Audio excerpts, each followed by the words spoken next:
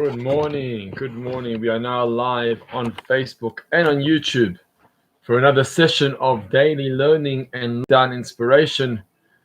I see people already logging on, which is great. Welcome aboard to another brand new morning, fresh.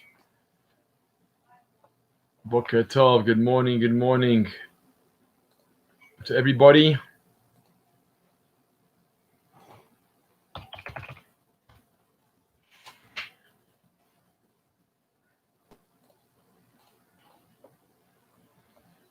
Great, great. Keep it coming. People are logging on, which is fantastic. Thank you.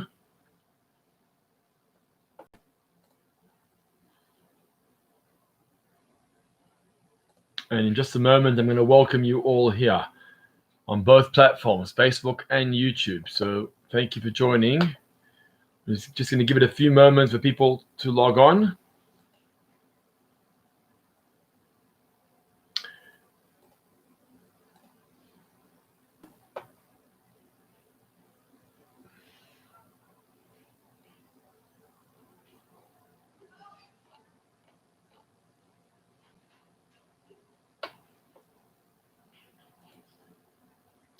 Okay, so on Facebook, for those of you that have greeted us, Helen Feinstein, hi, Anne Hack, good morning.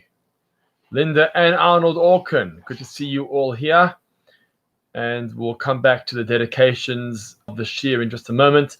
Arlene Udolovitz, Linda and Hami Drew, good morning. Bernice Fine, Tracy Mindel, Jonathan Alon from Hod HaSharon, Israel. Jonathan, you've made us international now. Shkoach.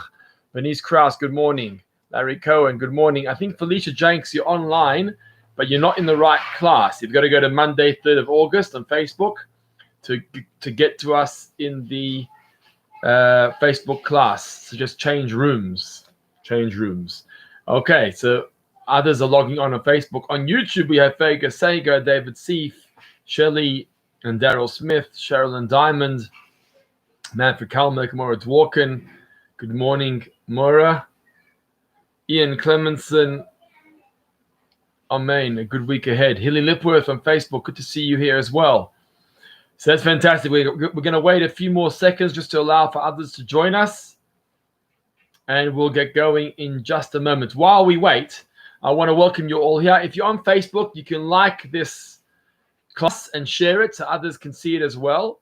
And we're going to dedicate today's class. And we thank Linda Orkin and Arnold for sponsoring today and giving tzedakah in merit of Yortzites coming up. It was Linda's mother's Yortzeit yesterday, the 12th of Av, Asna Bat Yitzchak, and her father, Aaron Ben Lipa, is coming up on the 17th of Av. So very appropriate way of remembering your parents' Yortzites by giving tzedakah to the shul, as well as joining us and dedicating learning in their merit. So well done to Linda Orkin and family. And if anybody else would like to contribute and dedicate learning in memory of loved ones or any other opportunity, please do let me know and we can arrange that. Jason Shapiro, all the way from Cape Town. We got Israel online, we got Cape Town online, Hilton Sawitsky. Good to see you online. Jenny Lichtenstein, thanks for joining us. Fantastic. Great. Stephen Herr, we welcome you here as well and dedicate learning to your mother, Esther Bat Moshe. Thank you. So yesterday, Boker Tov Norman Stein. Good. Thank you for your greetings. So we started speaking about the student who is sent into exile. Hi, David Ginsburg. The student who's sent into exile after killing someone accidentally. And I haven't forgotten about Shalom Trieger's question, which we'll get back to. But nonetheless, we spoke about the student who's sent into exile. And the halacha says, Jewish law says, that when we send a student into exile, we as a community have to provide for this individual for everything he or she may need. That includes clothing and food and whatever else. And the revolutionary halacha says that his student has to go, his teacher has to go with him into exile to be able to learn Torah with him. Hi, Shalom Triga. I see you've just greeted us on Facebook. I did acknowledge your question. I haven't yet come back with an answer, but nonetheless, we continue on with the discussion of the student who goes into exile after killing accidentally, and the teacher who has to go with him to keep on teaching him Torah. Hi, I'm Robert and Maureen Levy. The question we left off with yesterday, you may recall, we left off with a question, and even if you weren't online yesterday, don't stress, we're going to fill you in now. We left off with a question yesterday that there seems to be a contradiction in the Rambam Maimonides, and I want to address that. Linda, hi. To dedicate the shir to your mother who's not well. I'm sorry to hear it. Tzipora Bat Gila at Sandringham Gardens. She should be well and healthy and strong and recover quickly. So let's discuss the contradiction in the Rambam, just to remind you all. On the one hand, we're talking about a student who's not ultimately righteous, because God only brings about accidental murder to someone who's deserving of this and needs to go into exile. That's the reality. The Talmud says that not everybody ends up being a murderer, not everybody ends up killing accidentally. God coordinates things in such a way that this individual needed it. He needed exile. He's not the most appropriately behaved individual. God needed to send him into exile. How are you going to send a guy into exile? You bring about accidental murder towards him, and now he has to go into exile as part of his atonement process. So we're not dealing with the AA student here. We're not dealing with the highest level student here, right? That's point number one. But the Rambam asks the question. Listen to this. The Rambam says, Maimonides, well, why do we send a teacher? Because the Baalei Chachma, you may remember this from yesterday, the Baalei Chachma, the men of wisdom, Umevaksheha, and those who seek wisdom, need Torah as part of their lives. Without Torah, they're considered dead. Again, the Baalei Chachma, those who have wisdom, and those who pursue wisdom, need Torah because it makes them alive. And the question we asked was, hold on, we're talking about two categories of people. The Rambam, in his explanation, Maimonides says that, that the world of the wise, the world of the learned, the world of the conscientious and sincere people need Torah as part of their lives, and if not, they're dead. But that's not the case we're dealing with. We're not dealing with such a guy. We're dealing with a student who's inappropriately behaved, a student who's not really behaving himself, a student who needs to go into exile, needs to go into Golus as part of an atonement process. So we're talking about two different worlds. How does the reason of the Rambam, the Maimonides' reason that the righteous people, the studious people need Torah in order to live, that's not a good enough reason for this student who's sent into exile because he's a mischievous type of fellow. He's not one of the studious people. He doesn't necessarily need Torah to live. Hi, D. Tanner from Cape Town. Good to have you online with us. Thank you for your greetings. And I see on YouTube, Shulamit Schultz and Alvaro Walpert is here.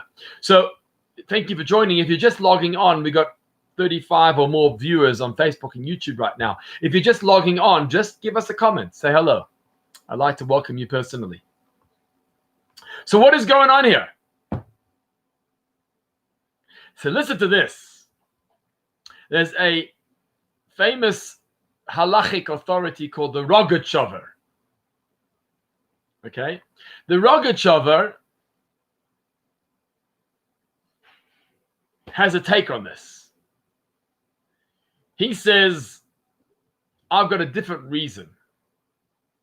I've got a different reason for why the teacher needs to go after the student. And he offers an alternative reason for why we send the teacher into exile following the student. He says, because it's a very strange reason, to be honest. And I'll explain to you why it's so strange.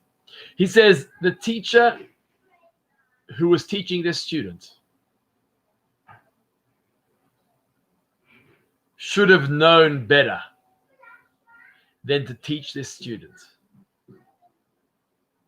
He says, you should know that if the student is mischievous and the student is inappropriately behaved and the student isn't aligned with the values of Torah and its teachings, then don't teach him or her, because you could end up in trouble. What trouble could you end up in as a teacher of such students? Says the Rogachover something mind-boggling. He says, you should know that if such a guy or such a girl, such a student is inappropriately behaved, then Hashem could bring about for them an accidental murder. Because that's the way of God. God brings about these sort of tragic events through the hands of the sinner, because he needs to punish them somehow. So he brings about accidental murder through the mischievous type of fellow, so that eventually this mischievous type of fellow will have to go into exile. And the guy who died, by the way, also deserves it. That's a different discussion. So therefore, you as a teacher should not teach these students. Because if you teach these students, you may end up having to follow them into exile. That's what he says. That's what he says. Can you believe it? You shouldn't teach the mischievous type of student. Because if you do teach them, they may end up murdering by accident, because God's about murder through them. And then they're going to have to go into exile. And then you as their teacher is going to have to go into exile after them. And therefore, don't teach them. I see Ian Clemenson on YouTube says, very harsh. I agree, Ian. But I just wanted to share with you the perspective. It's a very harsh take. Very, very difficult. But ladies and gentlemen, there are people that talk this way. There are writings. Brian Olwen. What about the Pintele Yid? Clever student. Challenge. Versus Apicorus. Yeah. Elinda. No, this is unbelievable. Thank you for dedicating the learning to your parents. That's the way we commemorate a yard site. Beautiful. Thank you. And Linda, it's not just you and I and Arnold. We've got close to 40 people learning here together in merit of your parents. So, yeshakach to you. So, absolutely, that's a harsh take. But I just wanted to show you how there are teachers who teach this way, both in writing and in practice. That if you are a student who doesn't fit in to certain standards, we shouldn't engage with you, because we may end up going into exile with you. And therefore, we'll leave you on the street. We'll leave you outside the shul. We'll leave you outside the school because you don't fit in. And we're scared to be associated with you. Because if we're associated with you, we may end up in hot water ourselves. So rather, let's disassociate ourselves from you. And that way, we won't have to put ourselves into trouble. We won't have to go into exile if you go into exile. And therefore, the Rogachover says, why does a teacher follow the student into exile? Because the teacher should not have taught that student. And if you do approach that student to teach that student, you've got to be aware that you could end up in exile with him. Hi, Marlene Show. Good morning. Mind-boggling. Mind-boggling. So I saw somewhere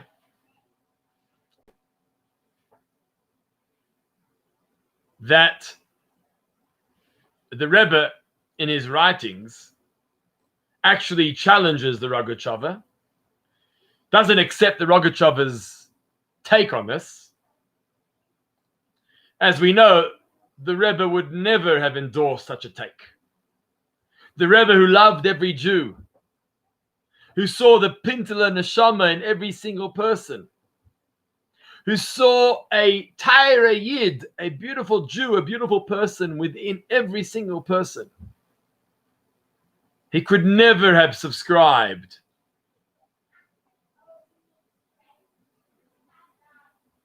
to such a mindset.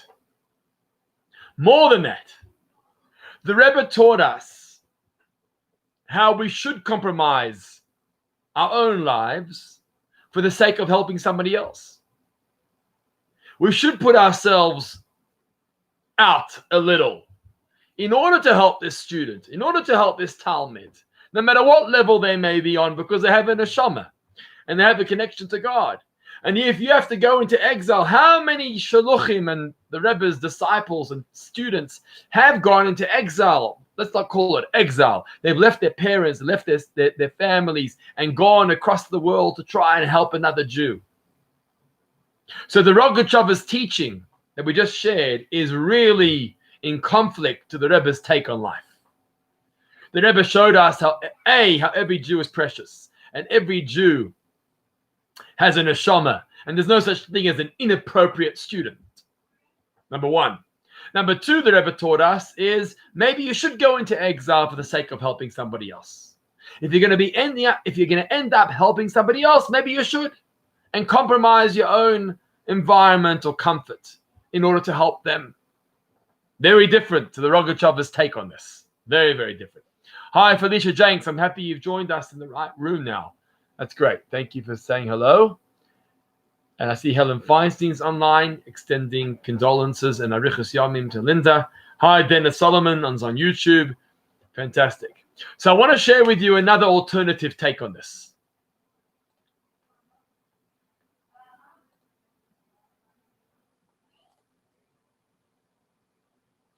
I want to share with you another alternative take.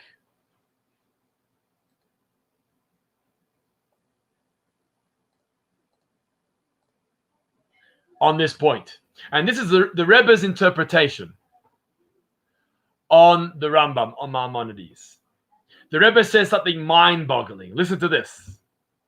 He says that let's look at the terminology.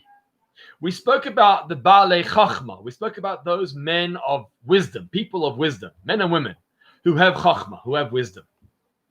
It seems like it's defining a very high level of society, Baalei Chachma, people of wisdom, people of learned backgrounds, people have learned a lot, right? That's what it seems like, and that was our original question. The Rambam's law and the Rambam's reason don't seem to mirror one another. But the Rebbe gives a whole new insight into the Rambam's answer and the Rambam's explanation. The Rebbe says, Baalei Chachma, people of wisdom, people of Torah learning, people of background, people who are high caliber. But let's look at the next word. The next word says, in the words of the Rambam Maimonides, the next word is umevaksheha. Umevaksheha. What's umevaksheha? What does it mean, mevaksheha? Mevaksheha means, and those who seek, those who are aspiring to learn. Baalei Chachma, the men of wisdom, umevaksheha, and those who are aspiring to learn. So let me ask you, are those two categories of people? There are people of wisdom, people of knowledge, and then there are people who seek. In the wording of the Rambam, when you read the Maimonides on face value, it seems like it's the same category of people. First of all, Maimonides says it's all in one sentence. Baalei Chachma umevaksheha, those who have wisdom and those who seek it. It seems like it's one context, one type of personality. Also, the Vav, umevaksheha, the Vav at the beginning of that word means. So there's Baalei Chachma, umevaksheha. These are people of wisdom, and they are seeking Torah learning. And because they're men of wisdom and they're seeking Torah learning, they therefore need a teacher to go with them into exile. Otherwise, they're considered dead. The Rebbe comes along and he tells us something beautiful and powerful. The word umevaksheha can actually be read as the word u, which is and in Hebrew, can also be read as or. Not and the seekers, but or the seekers. Wow. And there's actually two categories of people that Maimonides is talking about. Maimonides is talking about one group of people that are categorized and defined as Baalei Chachma, they're people of wisdom, high academics, high Talmidei Chachamim and Torah scholars. They are the Baalei Chachma, they're the ones that have wisdom. And then there's another category. The other category is Mevaksheha, or, says Maimonides, according to the Rebbe's interpretation, or the seekers of Torah. Who are these seekers? These are people that want a connection. These are people that would love to connect. They're looking for a connection. And because they're looking for a connection, it's part of their life. If you take it away, they're going to die spiritually. That's a whole new world. Because as Brian said, hi line on Louise, good to see you online. As Brian said earlier, what happened to the Pintel Yid? What happened to the spark inside every single person? That's what the Rambam is saying. It's beautiful. The Rambam is saying like this. There are two categories. Some people have reached Chokhmah. They've reached wisdom. They know Torah. They have an easy time in Torah. I haven't found too many of those people, but they exist. But then the majority of people are seekers. Even the student. Now listen to this. Even the student who behaves inappropriately,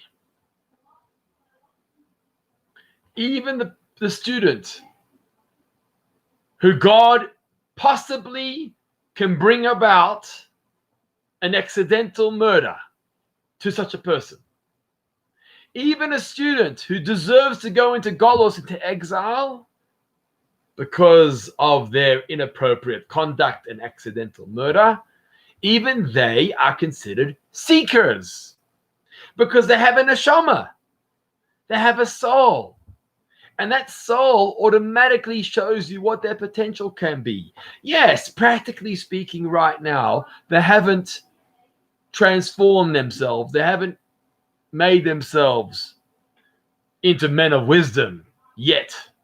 But they are mevaksheha. They're seeking, they're yearning, they're wanting. And because of that, it becomes part of their life. That aspiration, the want, the desire within them becomes part of their life. And that's why they need a teacher who's going to go into Golos, going to go into exile together with them. Because that teacher is going to nourish and help them through their process of seeking, of searching. That's a powerful insight into the Rambam's words. I'm going to pause here for a moment just to welcome you all here online with us. Those of you who are still logging on, thank you for joining, either on Facebook or YouTube. Once again, we're dedicating this to Linda Orkun's parents, Asna Bat Yitzchak and Aaron Ben Lipa, in honor of their yard sites that was yesterday and coming up. So thank you for being online with us. Thank God, over 40 viewers here today, so it's fantastic. And I've got a few minutes left before 11 o'clock because that's what time we go till. But I would like to say,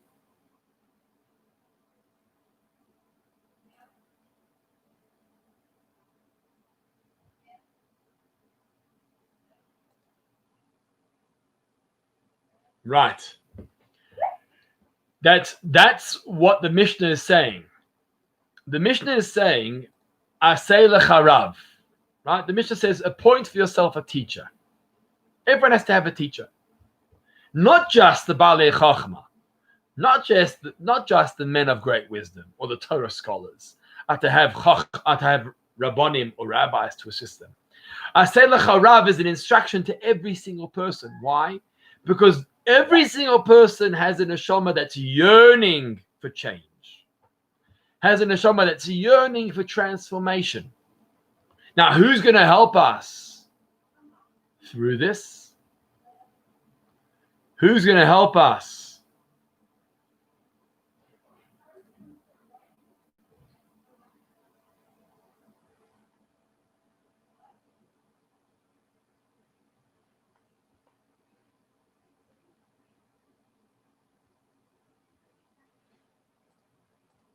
Who's going to help us with the process of growth? It's the Rav. The Rav is going to help us sustain that sense of thirst. The Rav is going to help us grow. And that's what the Rav is supposed to do. That's what the rabbi is supposed to do. The rabbi is supposed to focus and help us through. How do we do that? It's by analyzing our qualities, by analyzing our characteristics.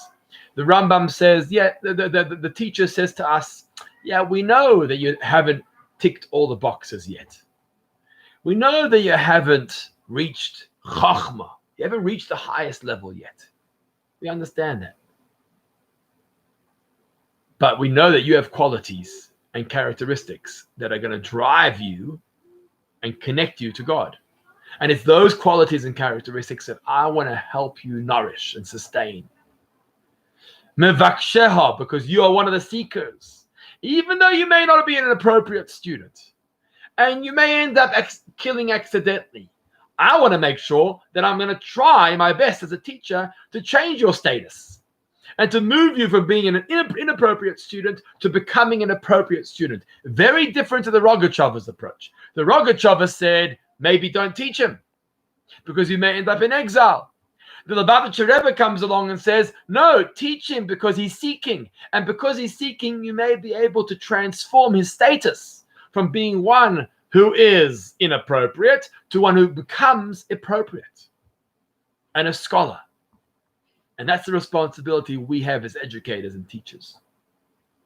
Ian asks, on a mundane level, what happens to the teacher's other students? Are they ignored or forgotten? No, so Ian, the explanation there is that back in the city, there are other teachers to take over. They may not be the teachers of those students. As the Mishnah says, "Aseh lecha rav," appoint for yourself a teacher.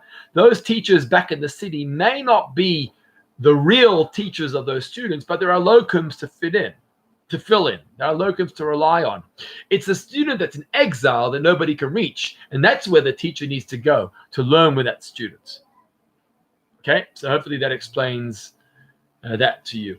So it's been wonderful. It's unbelievable how one halacha of a teacher following his student can have such depth to it and such practical application. And our approach to education changes through this discussion. If you take the Rogachover's approach, boy, oh boy, you're harsh, as Ian said earlier. If you take the Rebbe's approach and his interpretation of Maimonides, suddenly you're seeing people so differently. You're seeing the neshama within them that's seeking, that's wanting, that wants to connect. And as an educator, as a teacher, you have the responsibility of helping them through that process. There's no such thing as a bad student. Maybe once upon a time, we saw students as bad students. There's no such thing as bad students today. They just need to be guided. They haven't been shown love. They've been shown the direction. And our responsibility as educators is to guide them in that direction and make them the appropriate student, the ideal student. Thank you all for joining us once again for another session of Lockdown Inspiration and Daily Learning. We'll be back here tomorrow morning, 10:30 a.m. on Facebook and YouTube. So I look forward to seeing you there. Have a wonderful day ahead and keep safe, keep sane, keep strong, and keep spiritual. Brian Olwen, no need to apologize. I love your comments. Thank you for sharing them with me. It shows you're engaging. That's fantastic. Have a wonderful day. Keep well and keep safe.